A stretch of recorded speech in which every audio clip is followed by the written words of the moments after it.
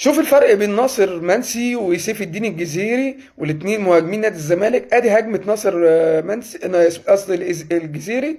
بص، لم اللاعب، ما عرفش يلم اللاعب، وقع بطريقه غريبه شويه. اما بصوا على ناصر منسي، اتنين لعيبه مش لعيب واحد كمان، لم خد اللاعب، بس هو الحظ الوحش الكره لمست في ايده. بس بص راوغ اللاعب ازاي، خدوا واحده اتنين زحلقوا على الارض، وشوف حط الكوره من فوق الحارس ازاي، لعيب.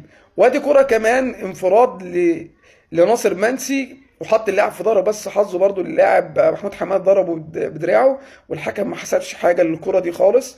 بس شوف عرف يحط اللاعب ازاي في ظهره، غير اي لاعب غير سيف الجزيرة. بص اهي، بالراحه اهي، خلاص كده محمود حماده، خلاص خد محمود حماده في ظهره اهو، خلاص دراعه خبط في وشه، والحكم ما حسبش حاجه.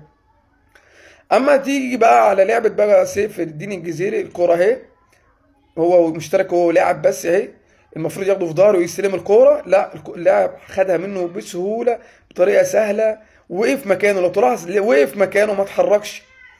اما ادي الفرق بينهم. وادي كوره كمان لسيف الجزيري برضو اهو، بيحاول ياخد اللاعب خلاص استلم، ما هي كده المفروض يستلم الكوره، فوت الكوره، بيشوط الكوره ما عرفش يشوطها، وقع ازاي انا مش عارف، اللاعب ما لمسوش فعلا.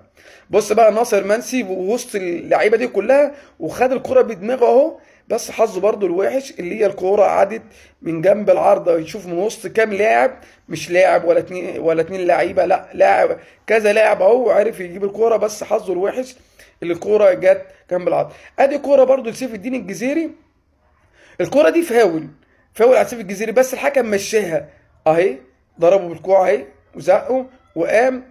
المفروض سريع، مهاجم سريع اهو، يجري بيها المفروض، لا يرجع بيها وبصيها لاي حاجه، لا بص، اللاعب المدافع كريم خدها منه بسهوله وعادي، ولا